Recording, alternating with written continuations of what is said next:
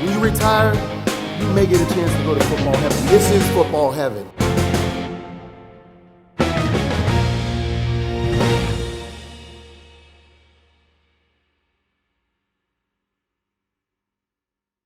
Hey guys, welcome to The Mission. I'm your host, Jameer Howerton, inside the RPC, where I am surrounded by so many artifacts. And we're so proud to be the guardians of the game. And with that being said, we're on our path to Canton, Ohio. As you all know, the 15 modern era nominees have been announced. And today I get the golden opportunity of catching up with one of those gentlemen. I'm talking about the pride of Kansas City and the Minnesota Vikings legend that you all know and love, Mr. Mullet himself, Jared Allen. J.A., what's going on, my man?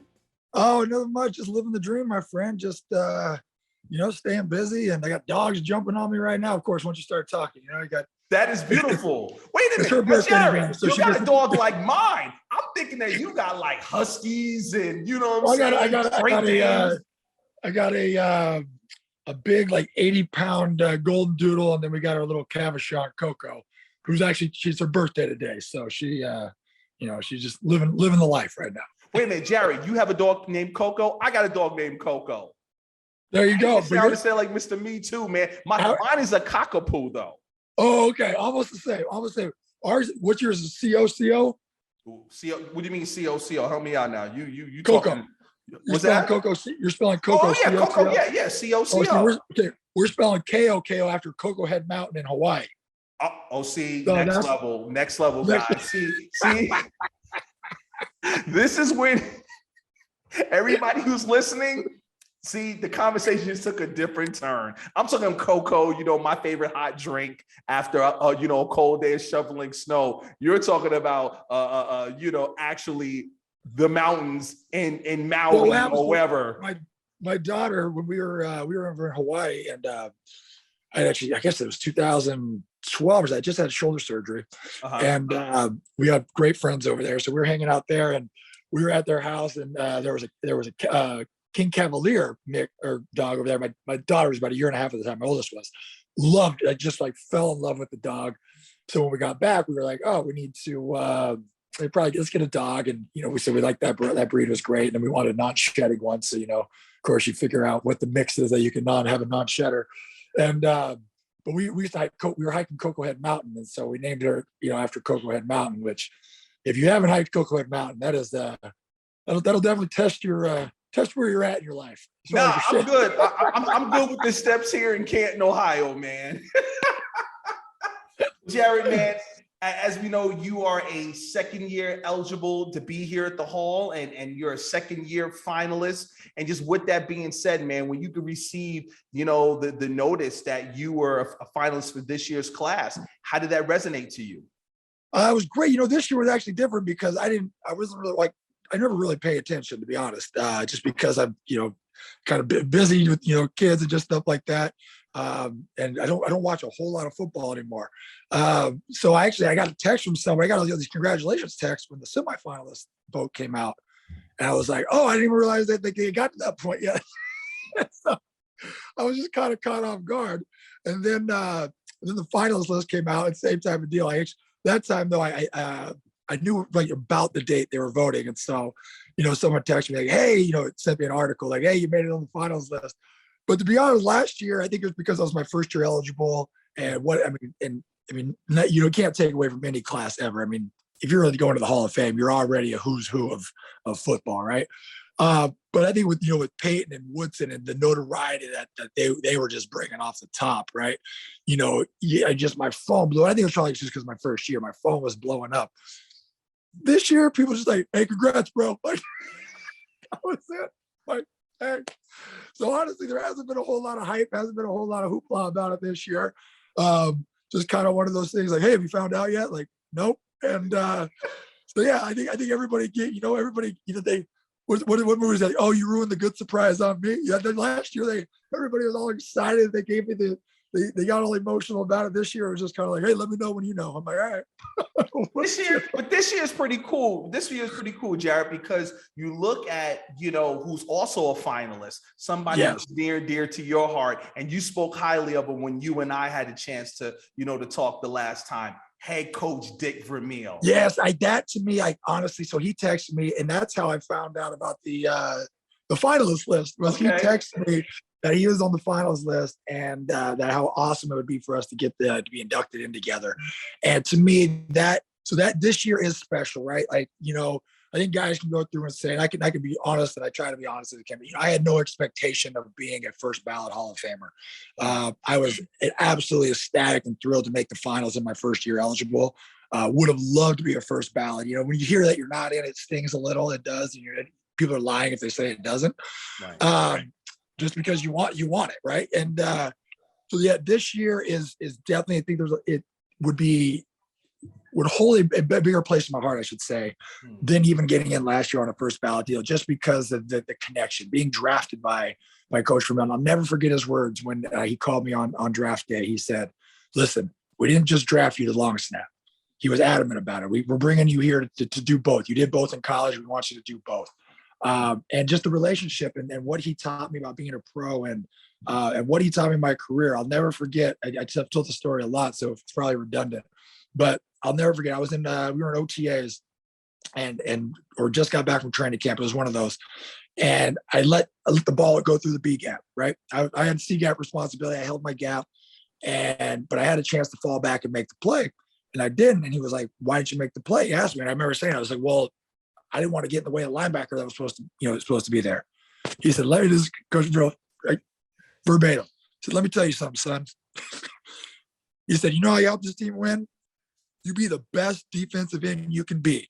He said, football is an individual sport. You make every single play you can make. That's how you help us win. And that was my mindset from that point on. It was like, I'm going to try to make every single play. And there's that thin line of being right and wrong, right? You get out of your gap, you better make the play. And that was the mindset I had. And Coach Vermeil was just so instrumental. And I was talking about him just yesterday that that coaching mentality is lost, right? I think, especially you see the different changes up in the league going on right now. And you just a different type of player that hardcore coach really only works with Belichick these days, just because, kids coming in college don't have it's not that same coaching mentality in college anymore. But Coach Vermeil knew how to push you to the brink of just wanting to personally shut down, and then knew when to tell you, you know what, you guys take 24 hours off, or come up and give you a hug and just look at you and tell you, you know what, I love you, and mean it. Like, have this connection. And then you would go run through a brick wall for him. Because we used to do triple days, 3 a days. Full padded 3-hour practices. It was brutal. It would make a man out of you, right? But to know when to tell another grown man that you love him, to get you to run through a brick wall, was a special quality. I love him to death. So to go in with him would be iconic. It would just be amazing. It would just be absolutely poetic at least in my world, it would be. That's great. That's great. Well, before we dive in, I want to talk a little bit about a bunch of stuff, because you see here who this guy is. And I know you got some stories to tell about the unfortunate giant that the NFL has lost this past year. But just tell us what's been going on, because I know, like you said, you don't watch a lot of ball, but I remember the last time we spoke, you had your curling team, and I know the U.S. is getting ready for the Olympics to represent the country. How is that coming along? And when can we see those Chuck Taylors, Team Allen there with the Chucks on? Well, I got pretty much scolded out of the Chuck Taylors, because everybody's like, you got no support with those things. They're cool, but you need a better shoe for curling. So, my shoe game had to elevate as my curling game elevated. Unfortunately, we lost in the quarterfinals to qualify for the trials this year. But it was awesome to be there. So, my family, we didn't really want to go to China anyways. I'd rather go to Italy. I think next 4 years it's in Italy. I like the food better in Italy. So that's the plan right now is once this gets going, once kind of we get through the Olympic cycle here, we'll formulate a team again and then get back at it. That's still a goal. And now, like I said, Bolger built dedicated ice here in Nashville, so I can get on the ice any day, anytime. And so I told you, I got nothing but time and opportunity. You better watch out. So it's on. That's still on. And then other than that, it's just been, life, right? Kids, schools, building a home, all that stuff. And just life keeps you busy. Kids keep you having fun. I do try to watch college football. I think I've caught more football this year, watching the playoff games and stuff like that. Now it's just funny as how old, what you're getting up there in age. Is, guys I play with are coaching now. So our old coaches are position coaches or D coordinators or head coaches now. So now I'm following football from like the, from the team side versus, watching players that I know. I still like to watch some guys get after it.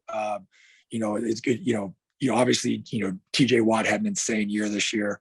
And it's good. It's good to see guys go out there and hustle. I got some mutual friends with Max Crosby, so exchanged some pleasantries with him throughout the year, just to kind of watch and be able to watch the younger guard, kind of take over and see how they master their craft and watch how they do it. So that's been fun.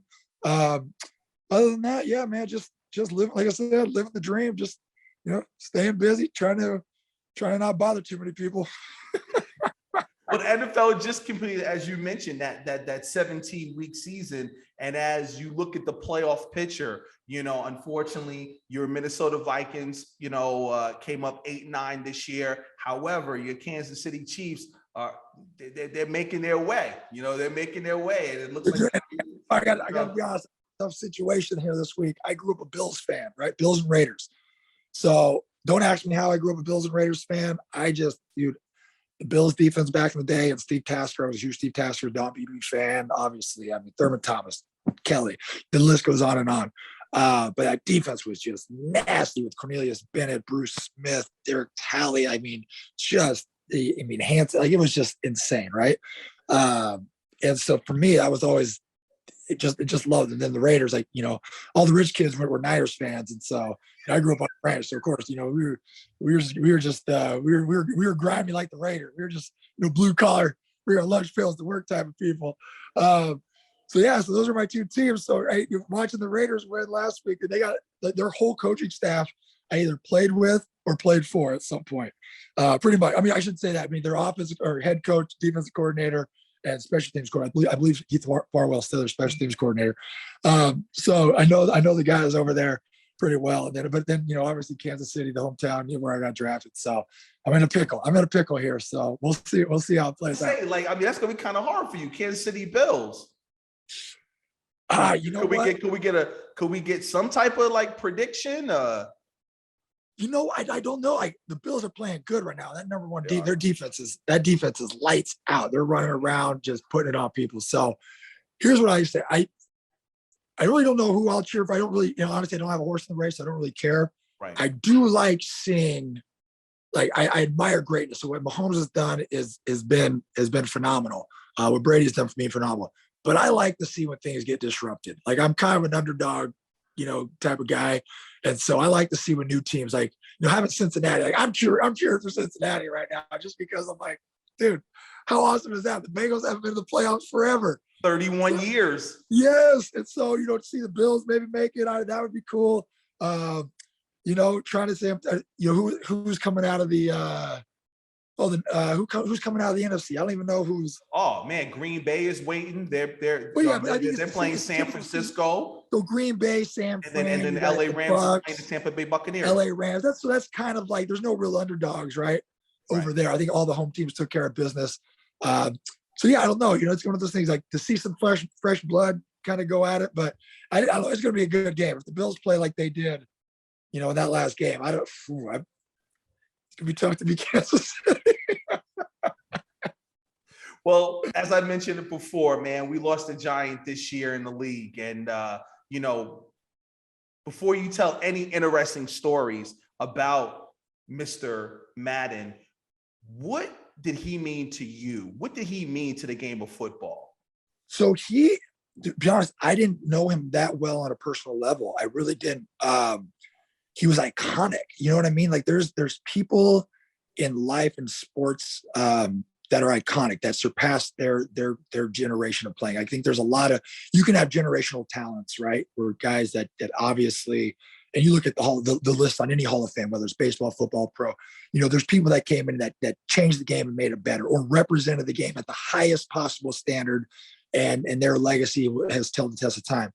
And then you have people that are amongst that group that just sit above that. That those are the people that those people want to hang out with. John Madden was like the person that the A-list wants to hang out with. And I just think his voice, his command, he never came, in my opinion, never came across arrogant. You know, when you listen to him talk, the few times I got to speak to him personally, never was there this sense that it was about him. But his figure, I mean, John Madden was football for the longest period of time. I mean, and you look at what he did for video games. I mean, he's the standard, right? So John Madden set the standard in coaching. He set the standard in the booth. I think he set the standard on how the game should be represented. Like I said, obviously comes across as a tough, hard-headed, just, old school type of dude. But he never, like, that never came across as like rude, arrogant. You could just tell he had passion for the game and passion for people. I think he had passion for the people he was around, and that's what really came through. So he's just iconic, man. I think his legacy his name will surpass his life, obviously. I'm sure once we're dead and gone, people will still be talking about John Madden. And Jared, if you don't mind sharing, what was it like when you did speak to him? What were those conversations like? Man, I was young, right? So I mean, I goodness, it was early on. So it was some production meeting type stuff. Kind of a note here that, hey, man, I appreciate the way you play the game type of deal. So affirmation on that standpoint, but really was brief, right? Nothing, just brief, kind of basic stuff on my level. Again, I kind of came at the tail end of when he was, kind of out. And so I didn't get to spend a whole lot of time with them where guys that, you get 2 or 3 Monday night games, you're spending some quality time with them or being in the Bay. I think he was still in the Bay Area. I'm not 100% sure. But if you were around the Raiders organization, I'm sure you got to spend a lot of time with John Madden. So for me, it was, like I said, it was brief, but again, it's the same way I felt about him when he came across the screen. Intentional, genuine, commanding, right? You knew when John Madden was in a room. There it is. All right, guys, we're joined by Jared Allen, Minnesota Vikings legends. Now it's time to have some fun, Jared. We got the top 5 list jumping off. We got 3 of them, so I got to get your top 5. Okay, starting with your top 5 football moments. Oh, man. Playing in the Super Bowl, right? Obviously, I think that's number 1 because that's the pinnacle of where we're trying to get. Being able to break Dolman's single season, team sack record with the Vikings with him on the sideline, and that relationship to be able to do that, especially now that he passed, right? To be able to have that connection with him and him to be there and share that with him and get to know him on a personal level, that's great. Just and to be honest, some of the teammates I've had, like honestly, I think that the ability to have played and learned from some of the greatest guys can go through this career and never have the opportunity to, like you said, I was drafted by Coach Vermeil. I got to play for Herm Edwards. I had Tony Gonzalez, Will Shields, Willie Rofe, Priest Holmes, Eric Hicks. I mean, you look at the guys at All Pro Jerome Woods, Eric, I was drafted into. Ty Law can't be there. Patrick Surtain. I think there's 5 Hall of Famers in that list of guys within my first 4 years that I got to spend time with in the locker room and learn from. So that was amazing. Obviously one of my greatest honors, and not because of the money, just because it was recognized. I was the highest paid defensive player in NFL history. When I signed my contract with Minnesota, to hold that honor, to be recognized for the work I had put in was really special.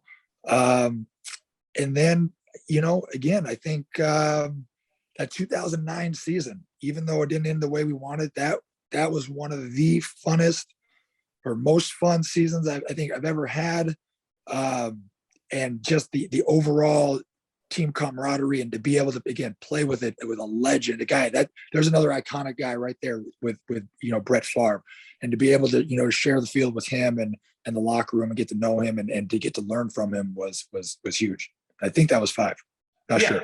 Yeah, that's perfect. That's perfect.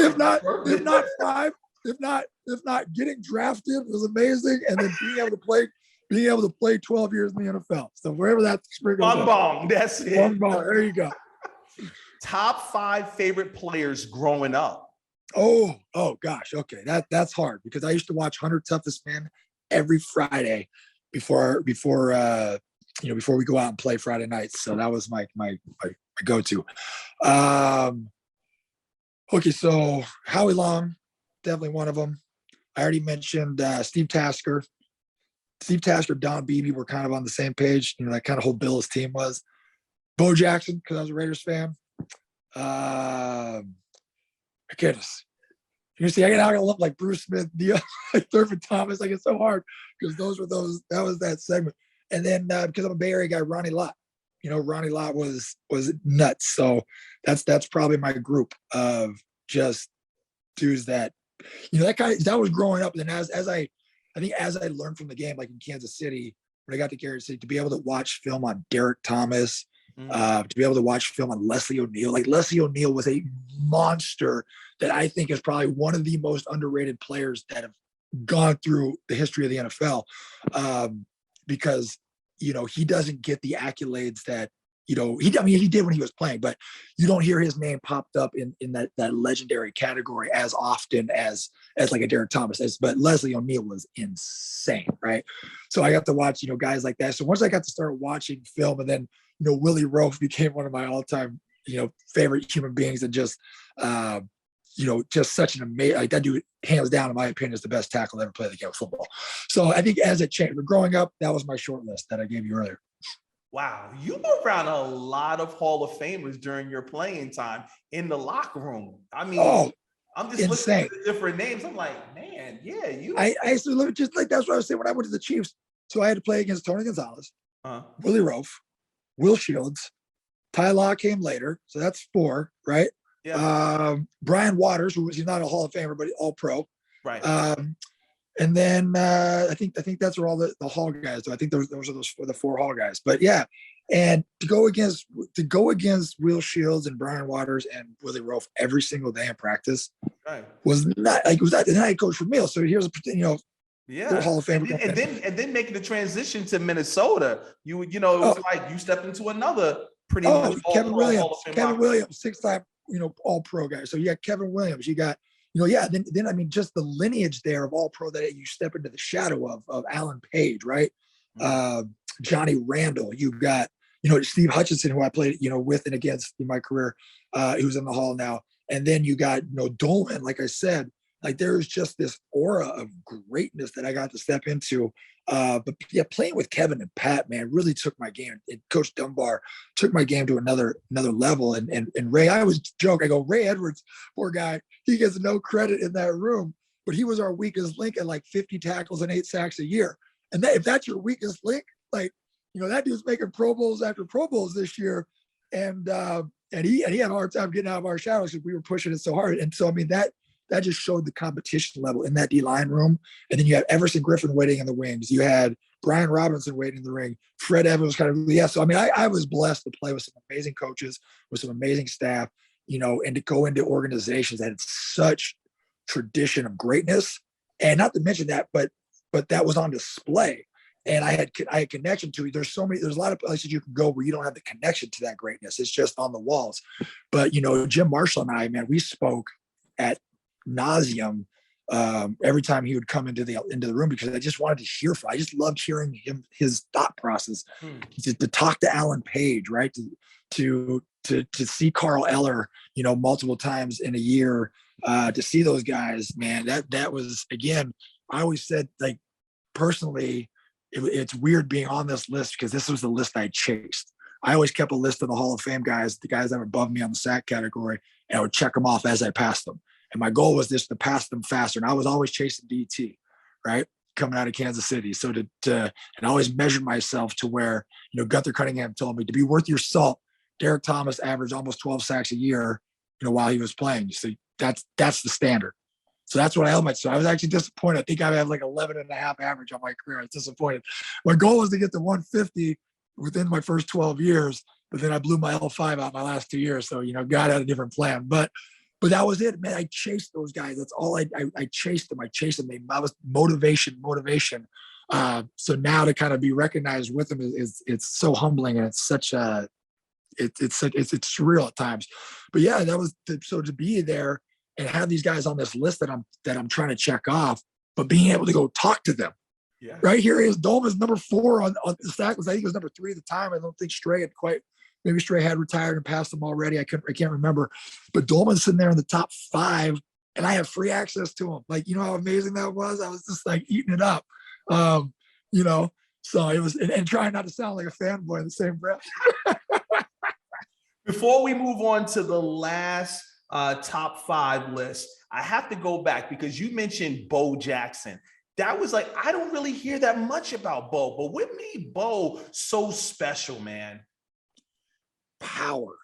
And Bo, again, here's an iconic guy, like cut short by injury, right? You take Bo, right, and God knows where he's at on the all-time list, right? Which injury is a part of it. So and we all get injured. We all have to deal with that. Like I said, I could sit here and say, oh, if I didn't have my L5 blown out, I could have had 150, right? It is part of the game, so you have to deal with it.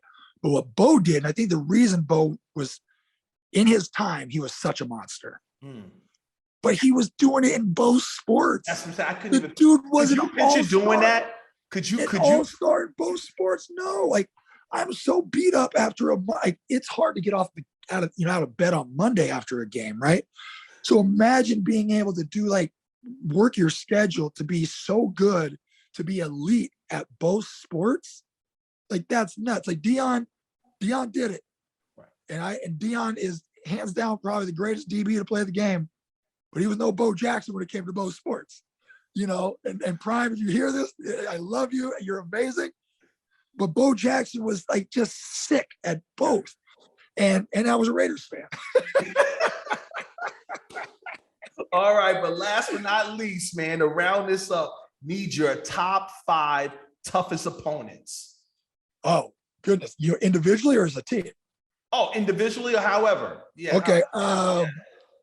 Well, I know Willie Roaf, hands down. And this is again who I had to play against. I laugh. Again, I try not to take things away because every generation, right, says their generation was probably the toughest. But this is who I came into the league against. I had to play again with, Willie every day in practice. Walter Jones, right? Jonathan Ogden. I played Orlando Pace a lot, but our styles matched up to where that wasn't so, Tarek Glenn was tough just because, Peyton Manning throwing the thing. Big Willie Anderson. So there's, 4 right there. Although Willie played right tackle, so I didn't see Willie that often. Just if I ever got kicked over to the left, which I didn't hardly ever play on the left. So I'm trying to think who my 5th toughest. You know what? Probably be Joe Thomas. Joe Thomas. And I got to put Michael Roos in that category, which he doesn't get. Michael Roos, again, is one of the most underrated tackles to play. He played for 10 years with Titans. And the reason these guys were tough for me, because they didn't leave their hands out there, right? They weren't rhythm punchers. Guys that gave their hands to me, or guys that were rhythm punchers, or guys that relied on using their hands and their technique, you could beat them. A lot of these guys, that were floaters, right? Walter was so athletic, would cut you off and then float back and be able to absorb those bull rushes. Ogden, again, so lengthy, so he could come out and touch you before you could get things going. Joe was that way. Joe could absorb and make you feel like you're winning, and you're kind of like, so you're stalemating, and an offensive line always went to stalemate. Willie was that way. And so, yeah, those guys, as far as, they were just so difficult with their technique, that my technique didn't really match up well, because you had to go power with them. You had to be able to beat them at the inside. And it just made life tough. Wow. Well, Jared, man, we appreciate you so much for taking time out of your busy schedule to join us right here on the mission for this special 2022 finalist class. Thank you, and good luck to you all the way, man. Thank you so much. My pleasure. You guys have a great one.